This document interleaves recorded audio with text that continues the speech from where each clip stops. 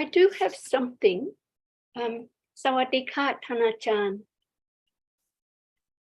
And it's about Bhava Raga. It's not really a question, but I have just realized that the Bhava, as in, or Bhava Tanha, Bhava Raga, it's the same, craving for existence. It's the same Bhava that's in Bhavanga.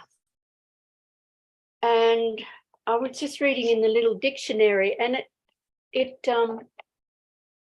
surprised me that I've never noticed that before, because Bhavanga Jitta is the life continuum, and Bhava is life, existence. So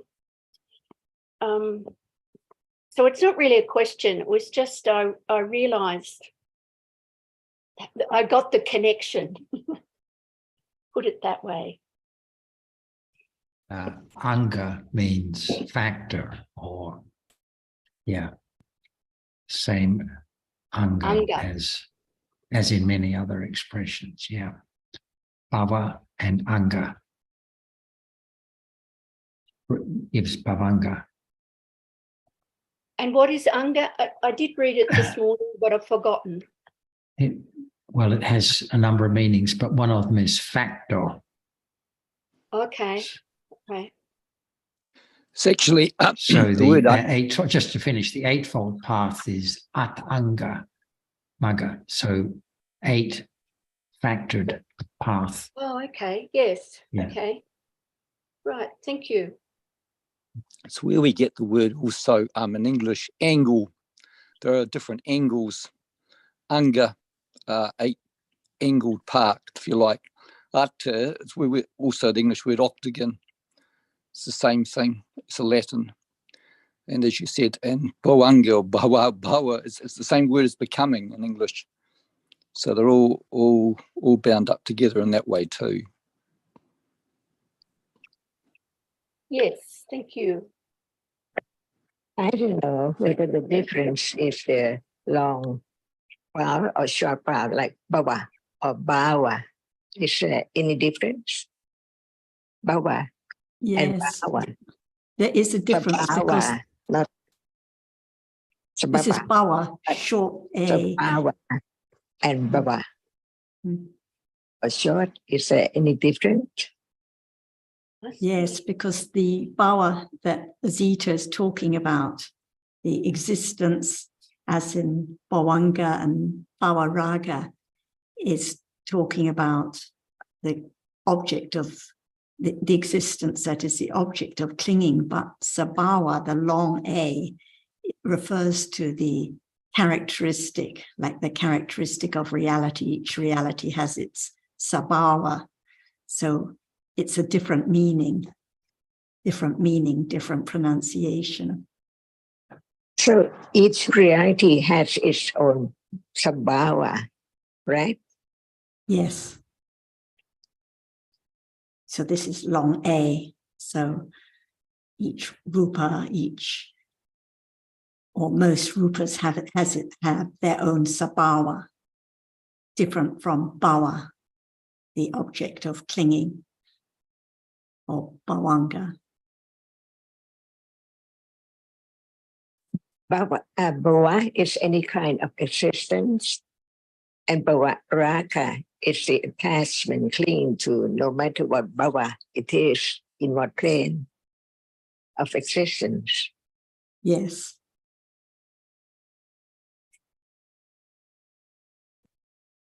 And then there's the word bhavana. Is that similar? Like that's got BH long A, VANA, bhavana, bhavana. Oh, well, there you go. I not only had a connection, now I've found the words different. Oh, you learn something every day. That's great. Maybe the word bhavana cannot be separated, just one word. Different. So different meaning. Yes, well, in the little dictionary, it says mental development. Right, and it is just one word. Okay, got it. Thank you. Vipassana bhavana. Bhavana.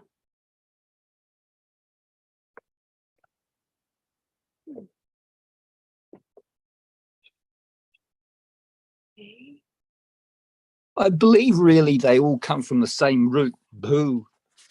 And it's always going to depend on the context as I read it. I think they're very similar in many ways. So it'll always come down to the context that the word is used in. So bhava and bhava, they both have a similar root or similar dhatu. So I think it's always going to come down to, and sometimes you get long A's because of the other consonants that follow it. So I don't know if they're really all that different. You know, the word, as we know, bhavati means to be. It's the verb to be, to exist, to become. Whereas, for example, bhava bhava can have a slightly different meaning as I read it.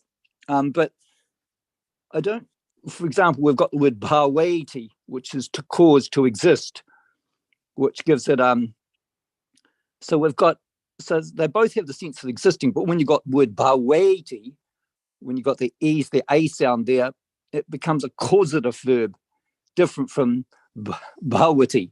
So I don't know if they're really all that different. Again, it's going to depend upon the context rather than the one being a long A and one being a short A. That long A and short A can be dependent on many different factors, not just the fact that it's a different word or a different context. It can mean a different tense or a different type of verb. So there are a lot of variables in the equation. I don't think we can just say it's a completely different word because it's a long A. That wouldn't really fit, it seems to me. Different word, but not different root. We mean that. Yeah, they have a similar root. Sorry, Tanajan, I didn't quite catch what you said then. Different words, different meanings, even though they have the same root. That's correct. So it'll depend upon the context. Like when the example there that Zita gave of bhavana, which obviously has a long A, as opposed to bhavati. We can see they're different words, and obviously have, one's a verb to be, and bhavana relates to development. Then you've got bhavati, which comes from the causative verb bhavati, to cause to become, or cause to grow, or cause to become to grow. So I don't see them as, just because one's got a long A and one's got a short A, I don't see them as being intrinsically different. For example, I think that's just one word, but there are so many meanings too. For example, existence. If there's no existence at all, can there be the bhava, the characteristic of it? As Absolutely. So just one word. Can there be many, many other words from that word, but it's related? Oh, it totally. Bhavana, as you said. Yeah, it must be. It's going to depend. Yeah, sorry, Tanjan, you please continue. Because it means at the end, development of understanding, right? Well, bhavana, yes, certainly it does, Tanjan. Yeah, I think what you've said there, Tanajan, it's going to depend on the context. And often they can have a common denominator. They have a similarity to them that, that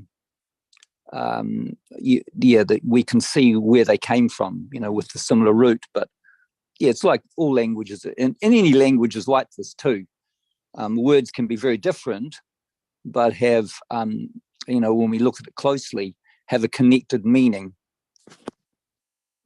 For example, if there's no existence at all, can there be Bhava, or can it be Bhavana? The same root. Well, yeah, that's another way of looking at it, Tanajan, too. You know, we have to have one. You have to have existence for there to be development within that existence. So one is dependent upon the other. We can see that and appreciate that. And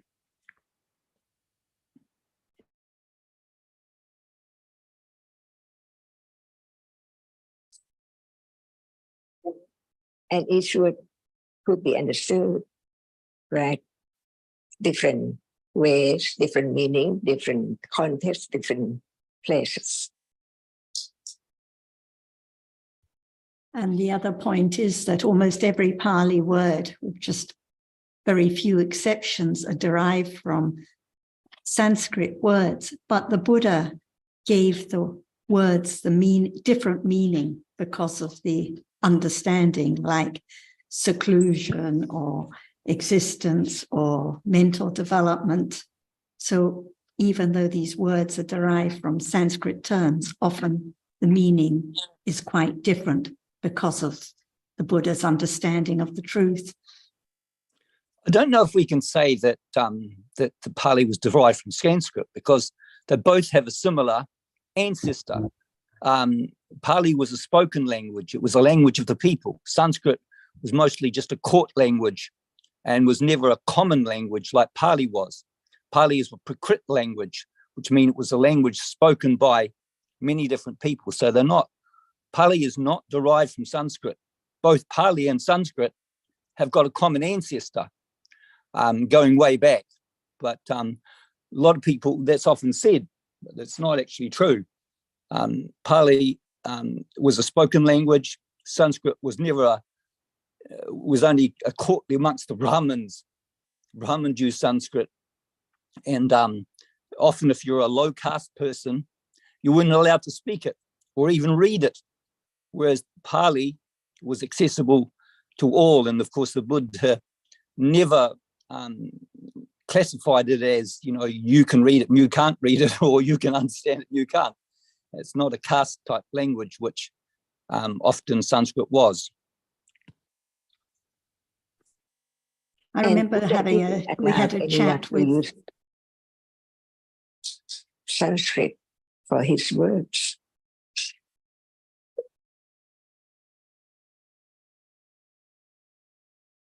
Sorry, I missed that, Tanajan. What was that? I didn't catch what you said. And Buddha didn't allow anyone to use Sanskrit for his words. Well, he didn't want Pali to be translated to Sanskrit because he was concerned that the Brahmins would take it over, or it would be disconsidered their language, and it would not be accessible to everybody else. And as you rightly said, in the Vinaya, there is a rule that it's not translated there as... For the one who speaks Sanskrit, they have to use Sanskrit to understand the Pali term. But Buddha didn't allow the Sanskrit to be his term, to only Pali. Yes, Magadha. In that particular time, as we know, it wasn't Pali, it was Magadha, the language of Magadhi, the language that was spoken in, around Varanasi, and was known, no doubt, right throughout, further and further west, into the Kosala, where King Pasendi lived, into Kosala and many other places. There are no doubt many different dialects in different parts of India, but the Buddha would have been familiar with all of them and could speak, no doubt, all of them very fluently.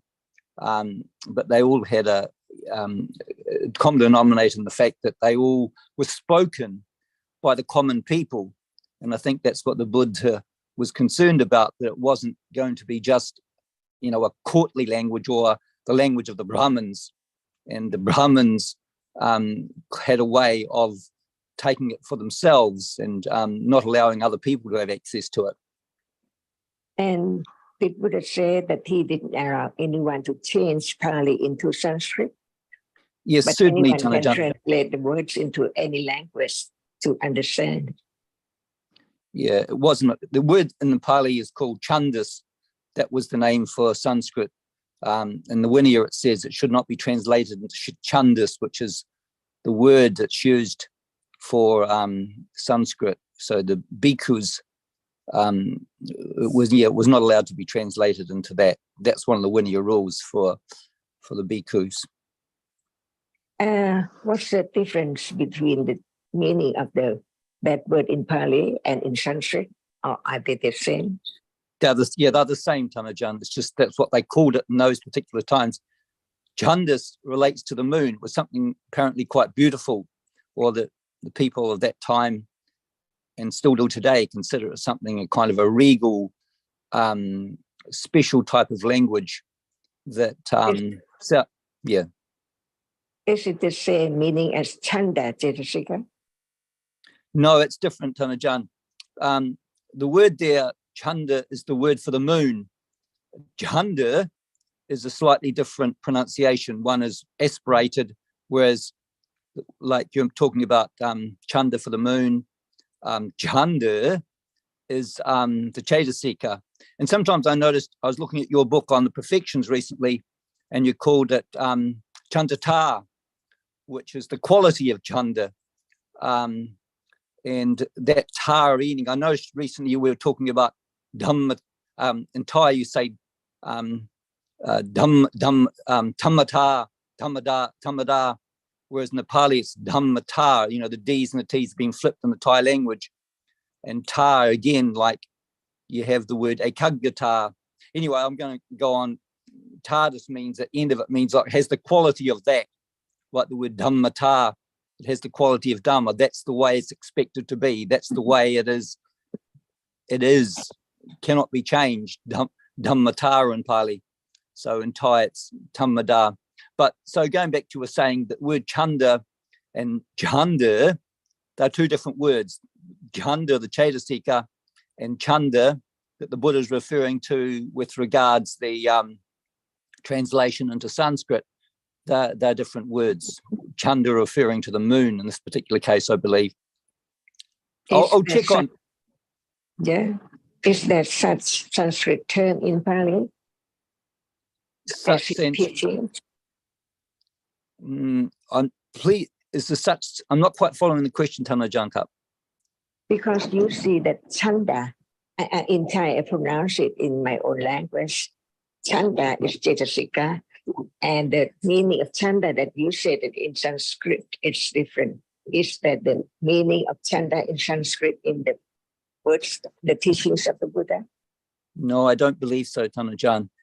The Buddha, when we look at that Vinaya rule, it's called Chandas, which I believe, I can check shortly actually, but it refers to the Sanskrit language. It doesn't actually say Sanskrit. It uses another word, which is Chandas, which is different from the Cetasika, Chanda. It's an aspirated sun. And sometimes this happens because I believe in the Thai, I'm just trying to remember now, that j sound, which is an aspirated sound, is not used like that in Thai. They just say a slightly different version of it. And in English, of course, we haven't got that sound at all because we've only got 26 letters, whereas Pali, like Thai, has got about 40 or 44 letters in Thai, I believe. Pali's got about 41 or 42. So with English, we had to use different ways of writing them so that sound could be reproduced or learnt. So yeah. But Thai cannot pronounce the sound in Pali exactly. That's why we use the word ka for the, like Buddha, we use the word Putta. And Tammata in Pali, we use the word Kamada. We change T into D, something like that. That's why. Is there any Sanskrit term in the teachings of the Buddha? Not at all, right? There probably will be because those languages were known at the time by the Buddha, and I'm not too sure. I can't remember of any case where the Buddha deliberately used, but some Pali and Sanskrit words are almost exactly the same. So no difference whatsoever, but many are slightly different. But Pali and Sanskrit are two completely different languages. As I said, primarily Pali was a spoken language by the people, or it wasn't known as Pali then, it was known as Magadha. That's what the language spoken of in that part of India, where King Bimbisara lived. Then it spread out, no doubt. And we can see through different records, like in the those edicts of King Asoka, the language was slightly different, but it has its roots. It had a similar ancestor language, and then that's the same like with Thai, as you know, Tanajan. There are many Sanskrit words, and there are also many Pali words. So, like the word Dhamma and Tamadar in Thai is exactly the same as the Pali, whereas there are some Sanskrit words in the Thai language which are not Pali, but are similar to Pali. Yeah. But when some words, the same meaning of just one word, it can be Sanskrit or Pali. So Buddha didn't allow anyone to change the teachings into Sanskrit. It's in the Tipitaka. That's true, Tanajan. The similarity of the word might change the meaning too. Yeah, he didn't allow that. As I said, I think his main concern was that the Brahmins would take it for their own and not allow access to everybody, which, because we know the Brahmin language or the Sanskrit language was in the Brahmin and the traditions in India are very caste based, whether you're a Vaishya or a Sudra or a Khattiya or a Brahmin, certain people couldn't have access to the Sanskrit because they were, for example, and might have been what they might call an untouchable or a Sudra, which is the low caste system, whereas the Buddha didn't want that. He wanted always the Dhamma to be accessible to everybody, not just the Brahmins. That's why I would like to know whether there is any Sanskrit term in the Buddha's teaching, because even they have the same meaning, it is Pali too. But is there any Sanskrit term, word in the Buddha's teaching? Well, I think because they have many similar words, but it's therefore, too. Yeah, because they have many. I think they have many similar words. I think Sanskrit and Pali have many similar words.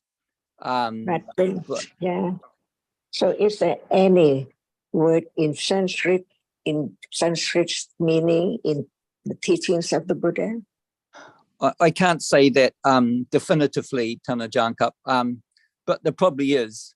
But that's a different thing for the whole of the Pali to be translated to Sanskrit.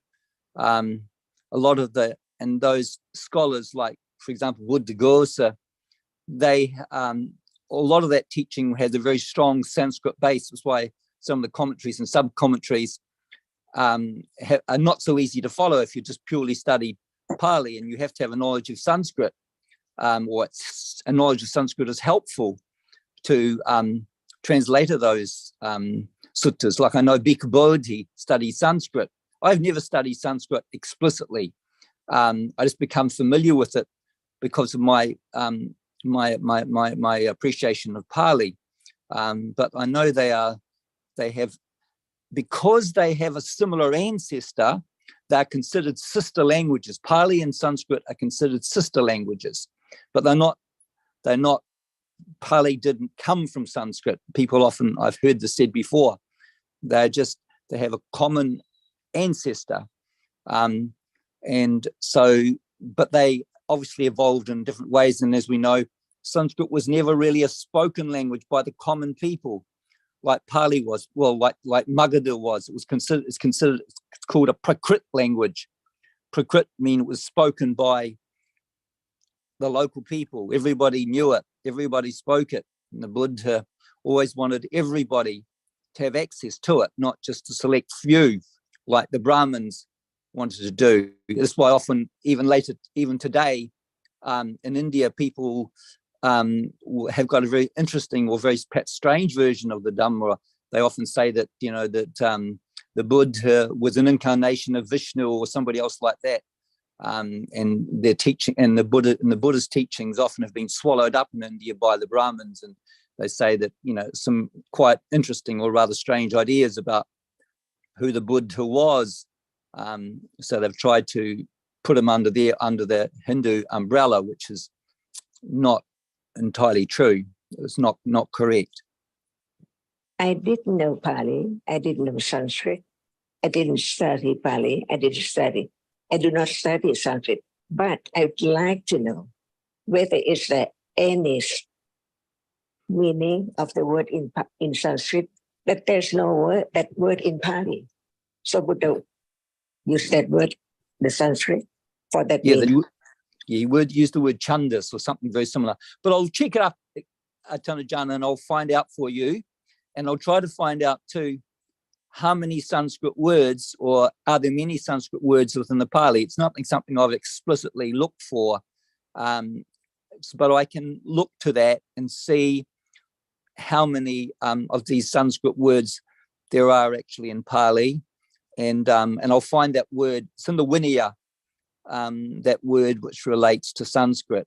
It's interesting, the Buddha didn't even, I don't know what word was used in that time, whether they called it Sanskrit. I don't know that at all. Possibly they did. All Sanskrit means is like, it's made from the prefix sam, which is together, and krit, which means created together. It literally means created together or created well. Sometimes sam is translated as well. So it means well made. So we would not find any word equivalent to the teachings, the truth. So he used the Pali term for that. Yeah, well, no doubt.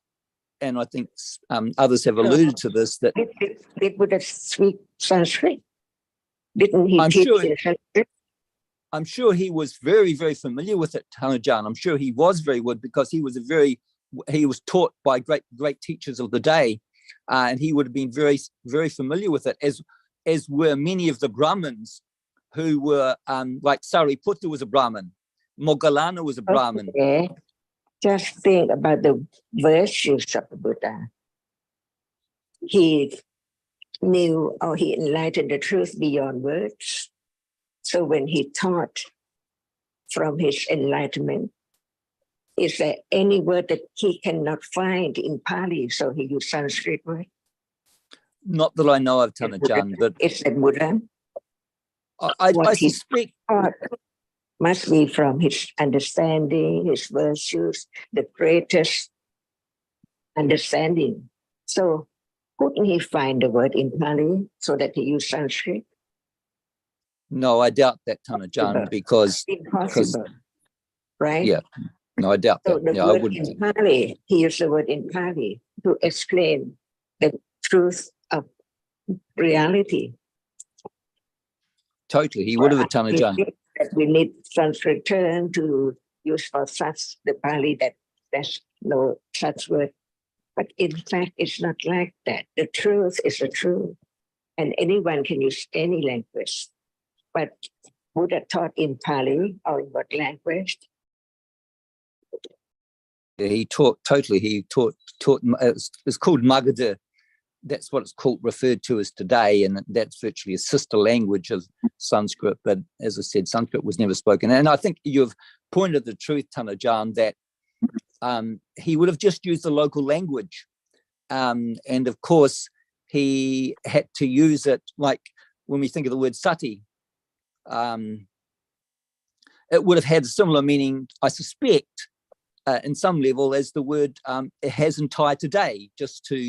But he used words and gave them a different meaning, as when he was referring to the truth of his Buddha Dhamma, because his Buddha Dhamma, or the Dhamma that he taught, was not known until he came along. But he used the language of the common people to convey those teachings.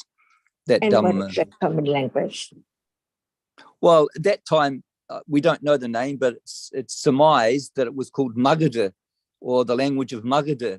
But it would have been known and for example, in the kingdom of Kosala, which was where King Pasenadi done, or with amongst many other different peoples who lived in different parts of India, right across to, say, like Varanasi or Varanasi, depending how you say it, where that was very close to Magadha, and I believe it's actually part of Magadha. Then you move further and further west until further and further west till you get to the Kosalans, where King Pasenadi resided. But I'm sure they all had different dialects, and that's often the case in those particular times because people didn't move as much as they move today. So there would have been many. They would have had a similar. It's like in India today. There are many people speak Hindi. Everyone knows Hindi. Or most people know Hindi, but they all have their own local dialects. Whether you live in Bombay or in on the other side in Pakistan, in Bangladesh, the language is quite similar. The language of the Bangladeshis, Bangla, has a similar family, a similar origin to the language of Maharashtra. But many of them are all familiar with Hindi, and I suspect it's the same in the Buddha. They would have all had their own different dialects, but they had a linked language which the Buddha would have been familiar with and could spoke no doubt fluently. He was the Samma Sambuddha. He was familiar with all those languages and all those different dialects. I don't think they were dramatically different, but they only had. This is just thinking about words. But what Totally. about what did Buddha teach in what language and what is written? So we learn Pali to translate the meaning, to understand the truth, the very deep meaning of the truth in Pali, right? Anyone who learned Pali translated the word into Pitaka, into their own language. That's why I'd like to know whether is there any Sanskrit word in the teachings of the Buddha. I'll have a look, Tanajan. I think as you've alluded to. And that is the idea only, the thinking about it. But people teach teaching in two languages. No, Tanajan. He just taught one language. So we learn Pali so we can translate his teachings. Or do we have to learn Sanskrit too? No, we don't, Tanajan. Mm-hmm. Even the meaning can be exactly the same. Some words in Thai and some words in such other language. But the word in this language, the same pronunciation, same meaning, but different by the culture and so on. So it cannot belong to this or that. But the word that Buddha taught is in Pali. And we learn Pali so they can understand his teachings about the truth. True, Tanajan.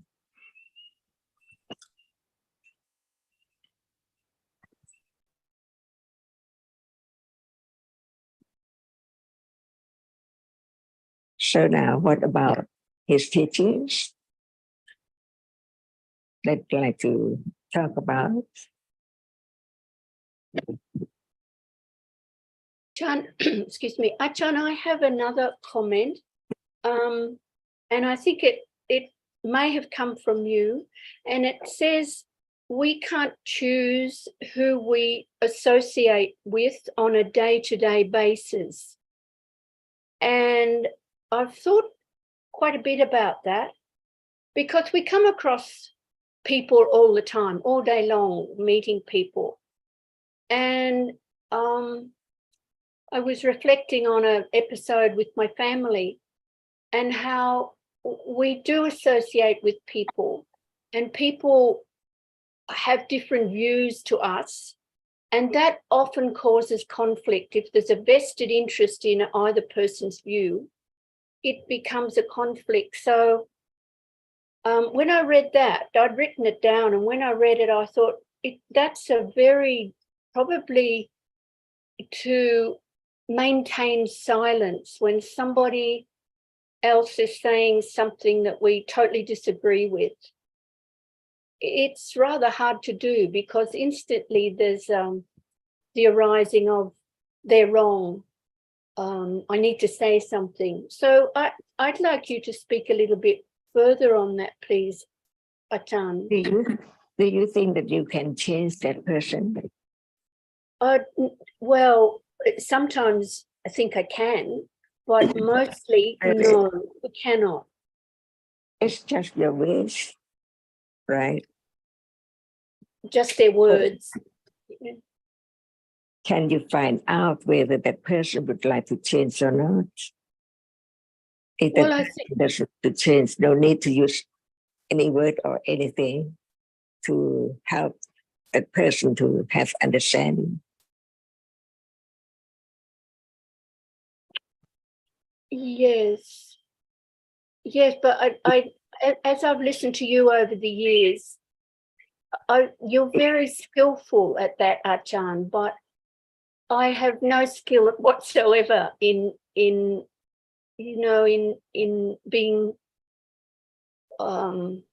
diplomatic in what I say. Azita, wouldn't you say that it's metta? I mean, if there's metta, then you speak this word or that book or keep silent. It doesn't matter. It's just that it's your chitta. The word Ajahn said earlier that you missed was, she said, is it just your wish? If it's just one's wish that the other thinks another way, then there's no metta at those moments when one speaks. okay. One just wants them to have a different idea or a different understanding. So it's not the way to help when it's just one's own wish, rather than consideration of what they would like or what is helpful for them at that moment. Right. Okay. Yes. Well, I obviously did. So, because I was wondering what Sukin was on about. Thank you, Sukin, and thank you, Sarah. Yes. Yeah. It's a difficult one, but it's becoming more obvious to me when I do talk to people. You know, at the market stall holders, and there's differing views on the world situation and whatever. And I came away from a particular market thinking, I've just learned a whole lot of different views on different things, and without too much judgment on what I heard, I realized people have views according to accumulation. So yeah, so it's metta. Well, it's considering the other's benefit rather than one's own. Okay, right. Like when one was with family, if one just thinks, oh, one doesn't like to hear these ideas and they're all wrong, and one speaks, it's not consideration for those family members. It's just thinking of oneself and what one would like and how one would like them to think. One would like them to have the same understanding as oneself. But that's all thinking of oneself, wishing for what one would like. It's not the kindness or consideration for their benefit. Right, okay. Well, that hadn't crossed my mind. Thank you, Sarah. Very good. Is it better to be understanding person? Oh, it's better for everybody to be an understanding person, I would think.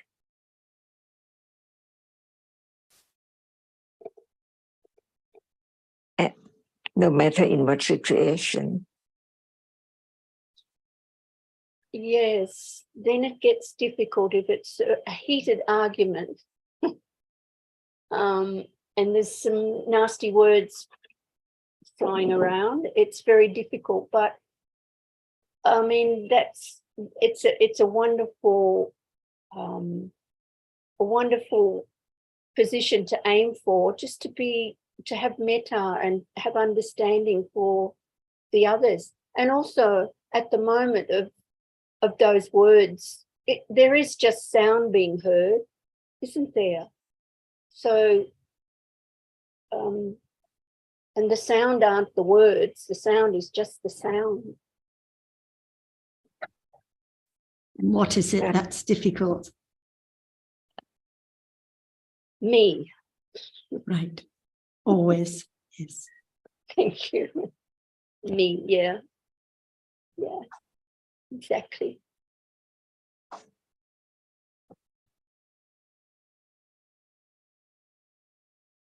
So can we change the other?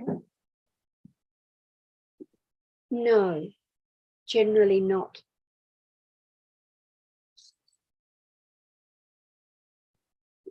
Only by conditions. Yes, Achan, by conditions. So I can see why Kanti, patience, is such a virtue, a perfection. Just to not want to jump in with my views on different aspects. Thank you. I appreciate appreciate you, your teaching, Ajahn.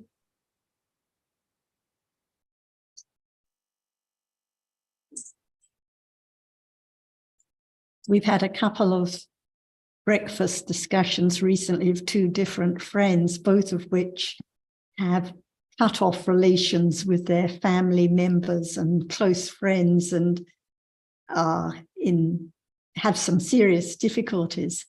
And so when we met the first friend to try to help, well, we listened to his ideas and his views and what the members had done wrong and this and that. And he had the idea that honesty means speaking your mind, telling people what you think. And we explained, no, often it means keeping quiet, not saying what is on your mind, not speaking out, but listening. And even when one doesn't agree, one doesn't have to always say so, especially when it's just going to create disharmony and the others don't want to hear it. And instead of waiting and expecting the others to change and behaving in a different way, how about learning to be more considerate, more understanding? And anyway, I think it was helpful because there have been some changes. And another friend yesterday that we met, he has a lot of very extreme ideas. And so he has isolated, even though he's quite elderly, he's isolated himself from other friends and other family members and has arguments on the phone with people. And the same, it's like just because one has these ideas, it's a bit like our understanding in Buddhism. One doesn't have to tell everyone about it because people don't want to hear. If they're interested, they ask, and we can discuss a little more or bring in little reminders that are helpful. But it doesn't mean just laying our trip on others, telling them what we think, because it just isolates people and it's not helpful, it's not considerate, it's not what they would like to hear at that time. So I think we all have to learn to be a little considerate and understanding and diplomatic, and then there's less and less difficulty in those relations. But as you say, a lot of patience is needed and a lot of consideration and kindness. I relate to the second person having not necessarily, well, it's not I have angry phone calls, but moving away from people that I consider not good to be around. And it is a bit isolating. But otherwise, I've thought otherwise they just get caught up in stuff that doesn't interest me anymore. But yes, well, that's why that actual comment, we can't choose who we associate with on a day-to-day basis. And that really clicked with me. So I'm very grateful for the advice. And yeah, well, it's just a matter of whatever, I don't know. But patience is a big one, I think, definitely. And realizing that we are all different. We all have our own ways of thinking and believing and discussing, and it's when I'm in a good space and I come across various people with varying views, it's actually a bit of a joyous time, because I find I do learn something every day about various things. So thank you, Sarah. I'll give somebody else a go. What about being friendly to everyone? Well, that excuse me. I do like. Sorry, Achan, go on. Yes, unlimited, friendly to everyone. Well, I feel like I can be more friendly to total strangers than I am with like family members or contacts. And I not quite sure why that is. I think it's probably not metta, but just a lot of attachment, just to have a pleasant chat with somebody who I don't know. And that's the danger of attachment. Yeah. Yes. Attachment.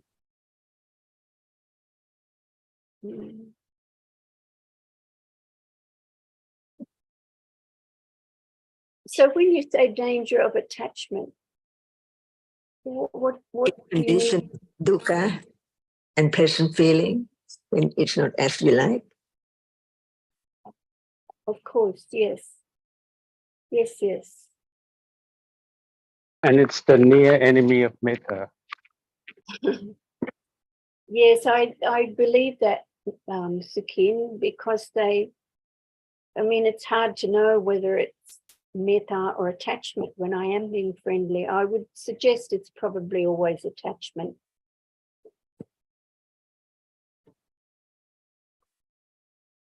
Can anyone try? Or by conditions, understanding? Well, it has to be by conditions. Excuse me, there's a big truck. I have to shut my window. It has to be by conditions, Ajahn. I can't make metta arise. Impossible. That's wrong. But and then and the well, main condition is right understanding. Yes, Truth. that's right. Yeah. It means that the understanding of the truth is not enough. Right.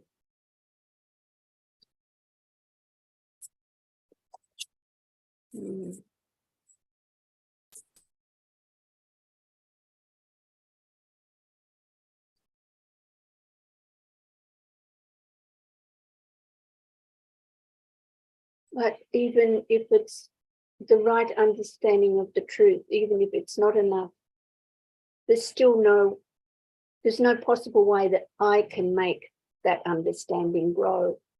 It has to be by conditions also.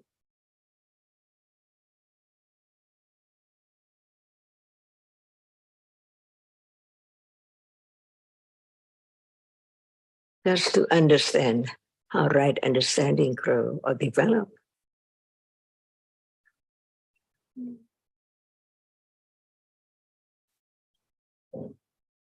Yes, I can.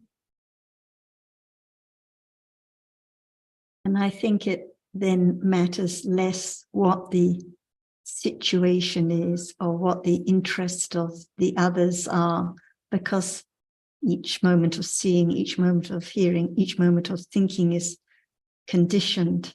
So no matter what the others would like to talk about There can be understanding anytime, patience anytime. With my brother, when he was dying, I would speak to him regularly on the phone. He didn't want to talk about his health condition. He didn't want to talk about anything related to the Dhamma. So I would study up on football and cricket and hockey and things he wanted to talk about. So I'd let him talk and I'd discuss the topics of interest to him. And then if there was the right occasion, I would put in little reminders or little words of encouragement to give support or help, but according to his needs, according to his interests. And it's not a matter of wasting time talking about these other topics, because when there's understanding and consideration for the others, it's according to their needs at that moment, according to what they're interested in. Otherwise, no opportunity to even talk to him or help in any way at all. And now it's the same with family members. So one has to go with the flow and help family members, especially, or other friends, according to what they can be interested in or what they wish to discuss. And then, like with the friend yesterday who's completely isolated himself from all his friends, in the beginning, I had to listen to him raving on about all sorts of things, Trump and vaccinations and this and that. And I just listened and then gradually moved it more to the topic of being with others and being considerate and learning to respect others' ideas and having patience and little bits and pieces that could be useful. And today he said it was such a helpful discussion to him, but one has to be patient to listen to what the others would like to talk about or hear about their views in the beginning. And Yes, Anne's nodding her agree. head. I'm sure she finds the same with her family members too. Who was that? Anne. I saw her nodding her head, yes. Mm. We can't hear you, Anne. I definitely find that. I find that my family members, my sisters, are very, very, very devout Christians. They're very involved in their church, and they have a life built around this. They're not fanatical by any stretch, but it's a very, very important aspect of their lives. And most of their friends are from their church and the like. And and at the same time, they understand that that's not where I'm coming from anymore, and they have a healthy respect for whatever it is they think I think about. But I find I have to be very careful, even if they're asking questions. I have to be about the Dhamma or how I feel about what I think about things. I have to be very careful. I let them continue to ask questions if they want to, but I'm not interested in driving a wedge at all to get my point across. So yeah, I've had to pull back. I don't think I've never pushed it, and they've actually said several times, you've never pushed this, you've never questioned what our church and our beliefs, and I haven't, quite consciously. I'll say things that will, if they think about it, they'll know that what I'm saying is different, not the same. But I don't know. We deal with this with a healthy respect for each other, and I find that's helpful. But I had a situation yesterday, which in the city of Vancouver, there was a bit of an infestation last year of something called a stink bug, a Japanese stink bug, but they're big, like they're the size of they can sometimes be the size of a pumpkin seed, and have that look to them, a little shell on the outside, but they were everywhere. And they started coming in again sometime recently in certain areas of this building. I was really given a lecture yesterday on because I don't kill them. I pick them up and usher them out the window or the door. But and you can pick them up quite easily. They're big. But I was, just, you're harming the building. You've got to do this. You take them and you flush them down the toilet. That's what I have to do. So I dealt with it with silence. I just didn't respond. But you have to be very careful when you talk and what you talk about.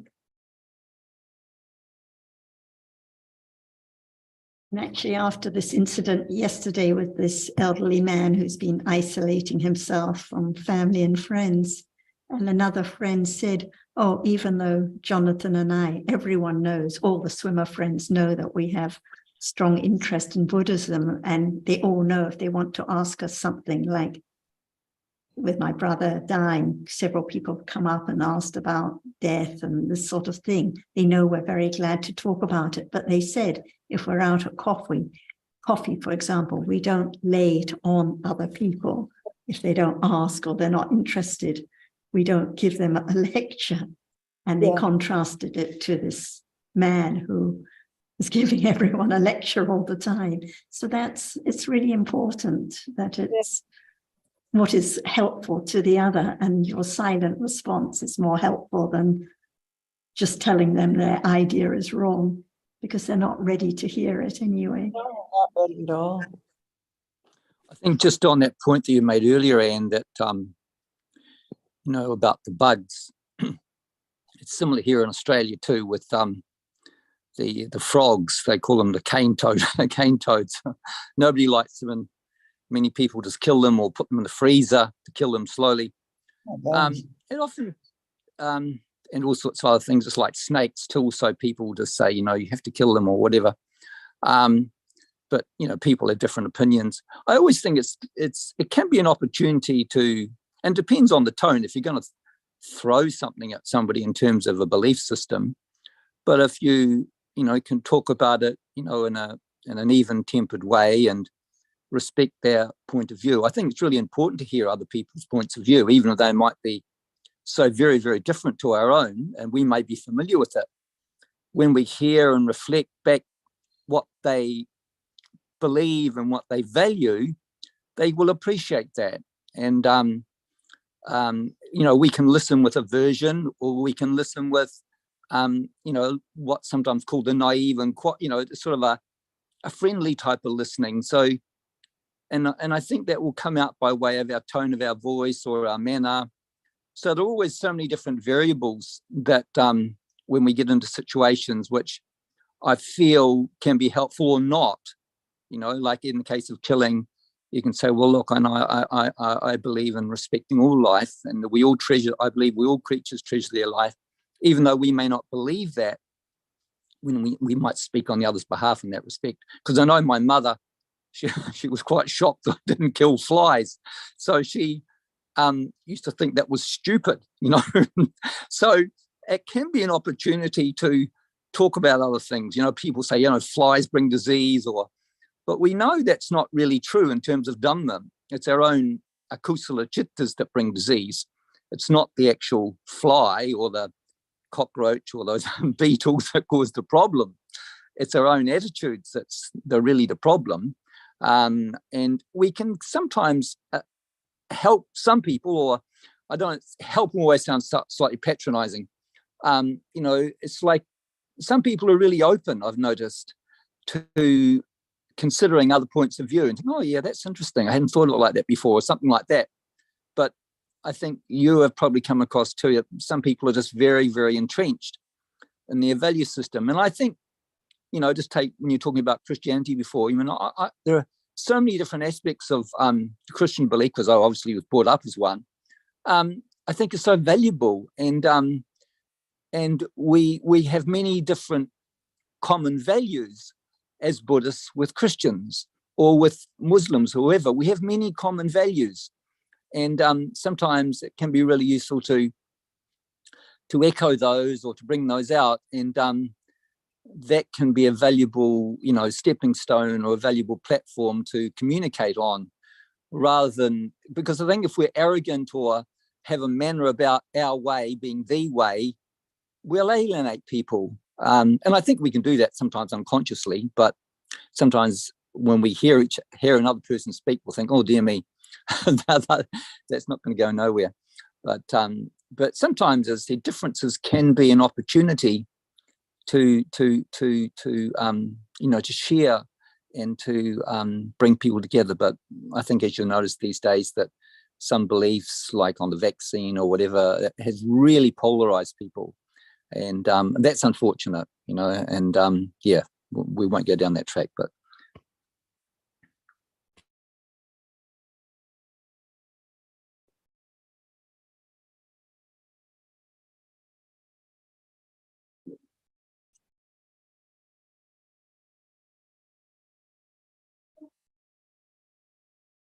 Sarah, I think when you talked about consideration, being considerate towards people, and the metta, and I think that's absolutely right. And that's where I think, I guess I was going to say respect, or I have said it, but I think that involves being considerate of them, that there are different views, and you have to really gauge whether people would be open to, or even well, you can give sort of, I'm going to say, innocuous little reminders that don't actually that wouldn't necessarily be linked to Buddhism. But if you lose, if there's any sense of you're disrespecting other people, or them disrespecting you, you're just heading down the wrong path, and silence is the better way to go. And I think remembering that, as Asita mentioned about the difficulty, remembering that the difficulties always comes back to one's own citas, not the others who seem to be creating the arguments, who seem to be causing all the trouble. That the difficulty is one's own citta at that moment, when listening to what they say, if they're agitated and upset, but the difficulty is actually one's own response, the thinking now. Yeah, for sure. One's always disturbed by one's own citas, in truth, not the others. That's a good way to put it. In reality, it's one's own citas that are disturbing, not the others. Yeah. Tana Janka, I've just started looking at some of those, the word for Sanskrit in the Pali scriptures, or in the Pali scriptures as they're now called. The word is chandaso, and it's got the similar j sound as you have in chanda. So a chandaso is an adjective, means someone who's conversant with the Vedas, and sometimes also that same word is used for a Brahman.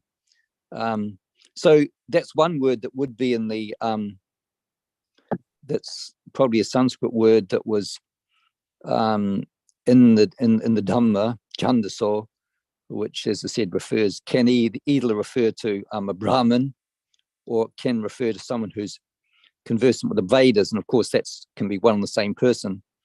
Because the Brahmins were conversant with the Vedas, as was the Buddha, of course, conversant with the Vedas, but they're not, as far as I know, or maybe in the Dikha Nikaya they might be referred to, but the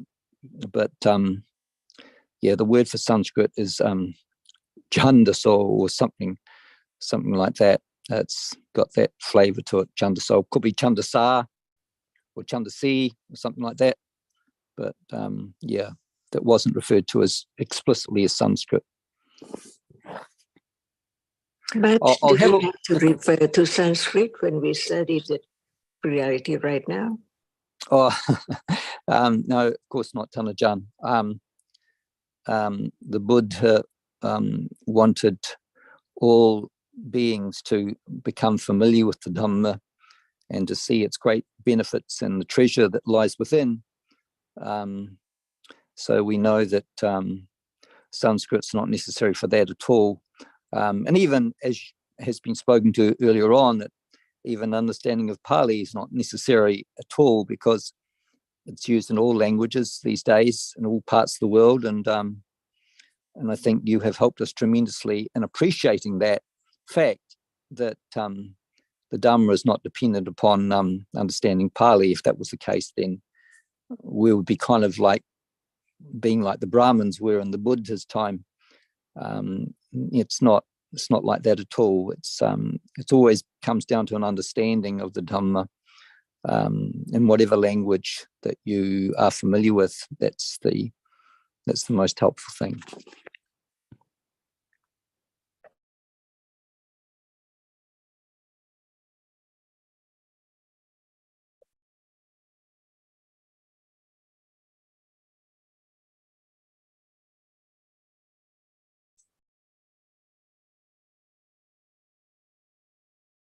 I think the point is, and I think maybe this is what Ajahn has been getting at, is that even though the Pali is derived from same roots as the Sanskrit terms, because it's the Buddha's teaching, the meaning is quite different.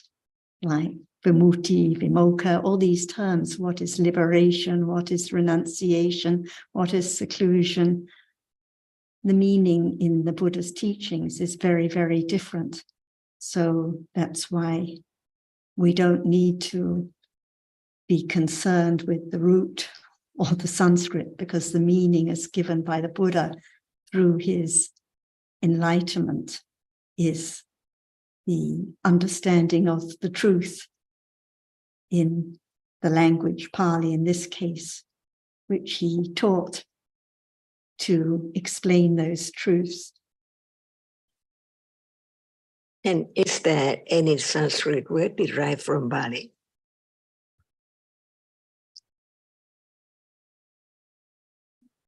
When you ask that question, Tanajan, is there any Sanskrit word derived from Pali? I believe actually it's a good question. I believe there are, but there aren't many, because as I said, they're both sister languages.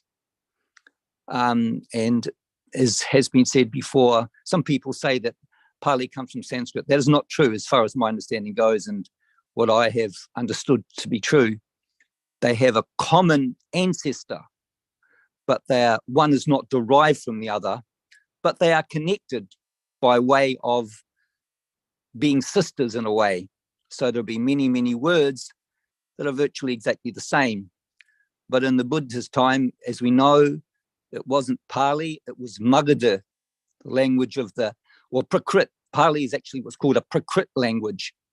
And that Prakrit language, which subsequently became known as Pali, was spoken, or variations of it, were spoken all over Jambudvipa, because it was in India at that time, was spoken all over Jambudvipa in the time of the Buddha, whether you lived in Kosala, which was in pretty much to the west, and then if you lived towards Benares, Varanasi, which is much further to the east, and all those places in between, they would have all had similar dialects.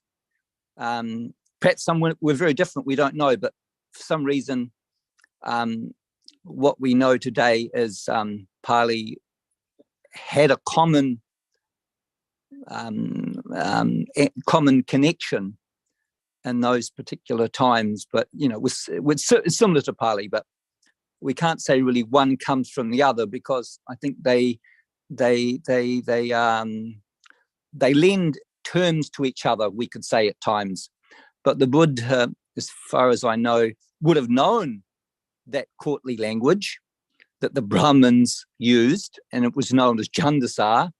But as you spoke to earlier on today, that was prohibited to be, the Dhamma was prohibited to be translated into Chandasa, because the Buddha wanted it to be accessible to everybody, not just the Brahmins.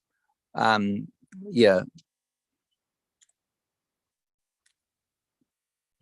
moment of thinking of this derived from this or that derived from that, is there any understanding of the teachings of the Buddha? Or do we have to find out whether this word comes from Sanskrit or what? No, certainly don't. We don't have to do that, Dhamma.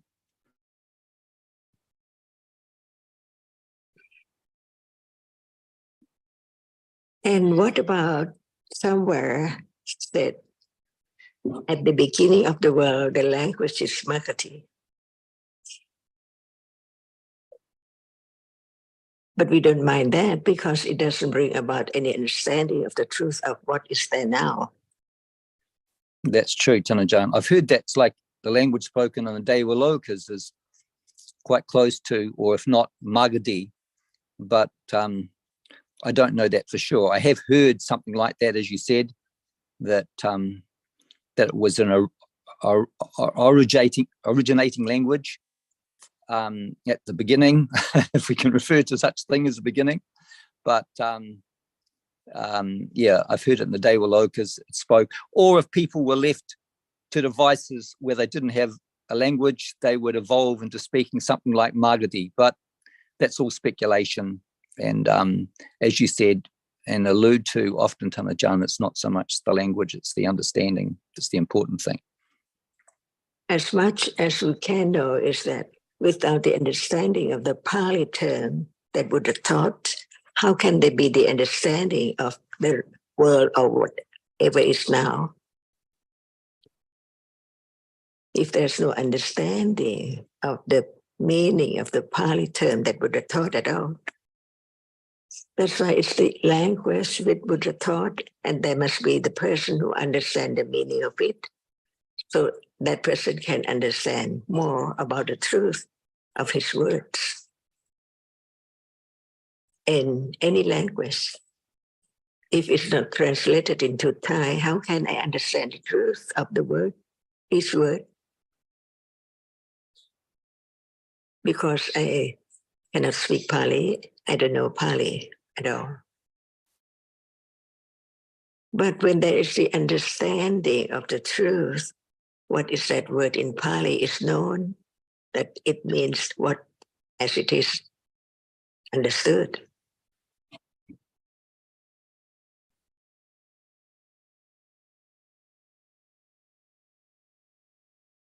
So Sundara, do you see the difference?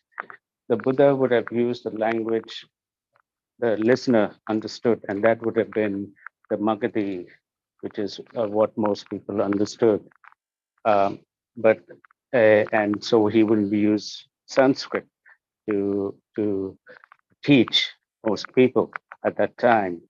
But now, at this time, to understand his words, it's sometimes necessary to find out what the Pali means, because for one thing, it's the language that the Buddha taught, and second, and what he taught was very deep. So it's different, these two things.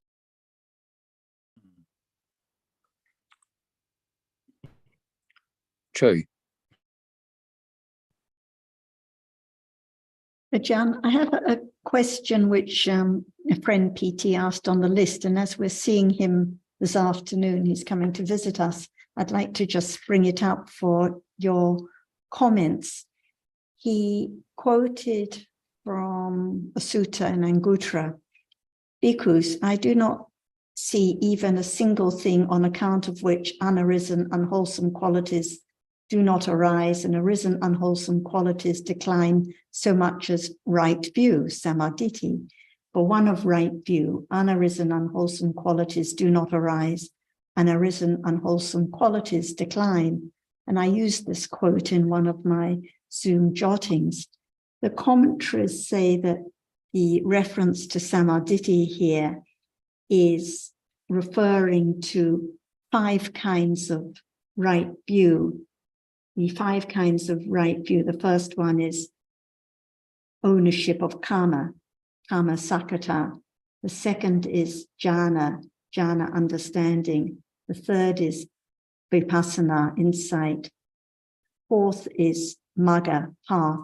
And the fifth is phala, fruit. And he asked for any he'd like to hear more about these 5 kinds of right view as mentioned in the Tika, and why the 5 kinds are referred to here. Do you have any comments you'd like to add?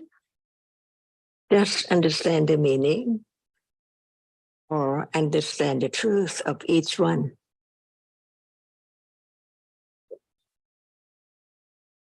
Depending on his attention.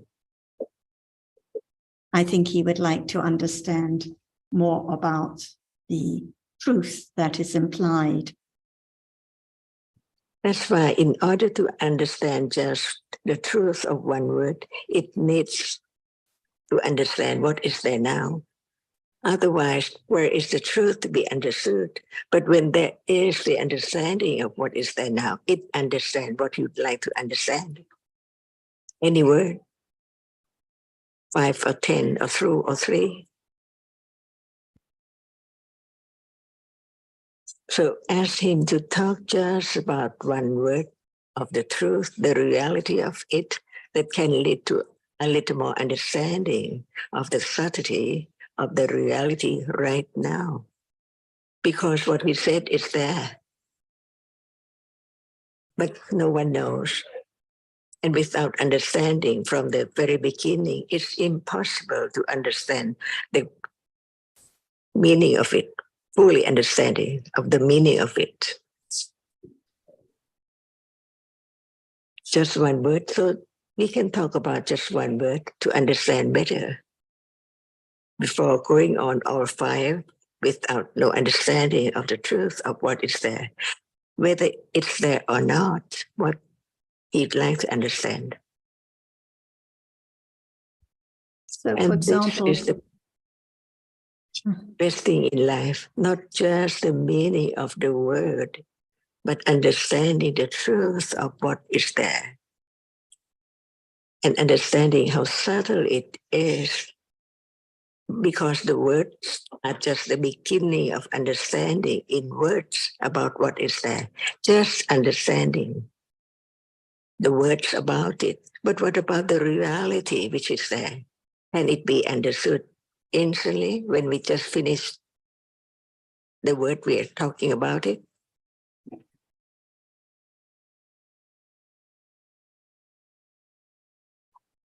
So I think that the best way, the best thing in life to help the other is to help them to understand, really understand what it's talking about, whether it's true or not. Is it better to know it or just to understand the word? this applies to all the Pali terms like we've discussed. One can understand the meanings, the terms, but like Vedana, we can understand the word feeling and so on. But what about the reality at this moment? So it's the same for any Pali term. If there's no understanding of what it is, what Vedana is at this moment, then however many definitions, no matter what it's derived from, no matter what the meaning of the term, there's no benefit if there's no understanding of what is true at this moment. And the first one is a good example, karma sakata. We read so many definitions about how we're the owner of our deeds and this and that and so on. But if there's no understanding of dhammas as anatta, it's all taken for being my own karma and my own deeds and my own results. So there has to be the beginning of understanding Dhamma as anatta to even begin to consider correctly what is Chaitanya, what is karma. And when we talk about the 12 rounds of Ariya Satya, the first round is the intellect understanding, pariyati, of the 4. And the next one is the patipatti of the 4. But what is the word patipatti? When we're talking about its pariyati, and how can be conditioned to understand better to be patipati, understanding the Four Noble Truth, not just only by intellectual meaning, like nama, see, citta, and cetasika. It's not quite difficult to understand the definition of it, but it's there now. The next level of intellectual, not only intellectual understanding, is understanding the nature of it before it can be Pativeda. Otherwise, it's just talking about reality by way of just intellectual understanding of the meaning only. That's not enough. But to understand deeper of just one word, to have a little more understanding, deeper understanding of that what is it right now when we just being familiar to the words and the meaning, like citta and cetasika and chanda and virya and so on. But where are they? And how to know it one at a time. Clearer, because when we talk about or think about many things together, nothing is clear. But when it's just one reality, at that very moment, even it's not clear, but beginning to understand it, it's there, which can be known. Another step, not just intellectual understanding. So for the 12 rounds of Arya Satya is not easy at all. It has to be so clear about each level. And what is the next step? Not just only intellectual understanding, it's exactly the same as we have heard, but the understanding begins to go deeper, little by little, before it can be Pativeda of the Four Noble Truths. That's why each word should be studied again and again and again. In the beginning, it's just very little, but it had some idea, understanding of the truth well enough to not go wrong. And the next is not just understanding the meaning of it, but beginning to not forget it about the characteristic of it, which is there when it's there.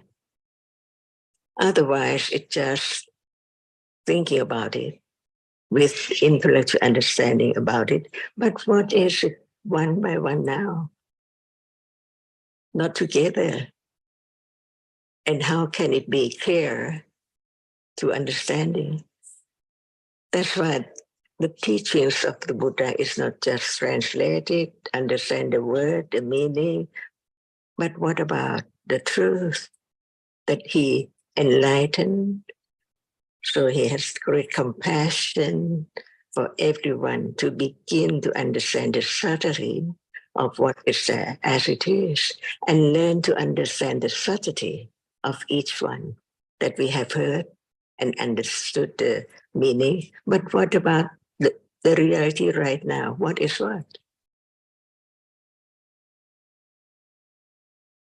So anyone who'd like to understand anything, please talk about just one reality for them to understand, to think about it, whether it's directly an object of understanding or it is just the words talking about what is there now unknown, even it's close, but it's unknown when we don't have any idea or understanding the truth of it intellectually. That's the way to help anyone to understand the reality of a reality. And Ajahn, I have a question related to this, if I may put it at this stage. On the question of ownership of karma, it says in the Samoha Vinodini that ownership of karma is called panya. For that comes to be both when Tathagatas have arisen and when they have not, which suggests, I think, that there can be reflection on karma, that is within the samatha development, but not with insight. And I'm wondering whether in the subjects of contemplation or samatha under the samadhi section, there's no particular reference to karma, ownership of karma, and I'm wondering why that would be. Dhamma is Pali term, not English or Thai, but we can understand in any language because it's daily life. Do good deeds or bad deeds. And we use the deeds for karma through speech or words. Right. We don't know about mind because no understanding of mind yet, or Right. Dhamma or Gita. But the deeds has been done to be known whether it's wholesome or unwholesome, as much as one can understand what is meant by deeds, Dhamma. Right. But yes. So there can be reflection on the notion that deeds bring results for the doer. Deeds have consequences for the doer. And as you say, that good deeds bring certain results and unwholesome deeds bring different results without specifically having understanding of the true nature of present moment realities. That's why what are there in life, any time, is that what Buddha enlightened the truth, not when it's not there in life at all, but whatever is there in life from birth to death, life to life, unknown, can begin to be known, even what we take it for karma, deeds, wholesome deeds, Right. Yeah. bad deeds. I have a recollection, Ajahn, that I've asked this question before, and that you mentioned one of the subjects of contemplation. It may have been Devatanusati, that incorporates the concept of karma into that subject, that the devas have got where they are because they've performed good deeds that bring those results and that sort of thing. For the Devatanusati who can attain Yes. the Apujara Samadhi, not anyone, only Sotapanna and the enlightened ones, because they understand the truth. So at moment of thinking of Deva, it depends on wrong understanding or right understanding. Appreciate good deeds at moment of understanding the truth of it. It's different from appreciate it when there's no understanding of the truth of it at all. That's why even it is Anusati, the one who develops, belong to understanding, whether there's none or some little, very little, or clear understanding of the cause and the result. Yes, thank you, Ajahn.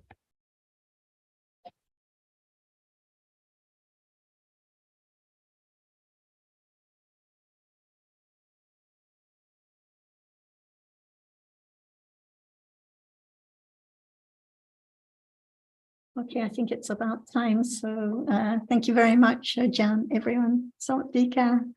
Yeah, thank you. Thank you. Thank you.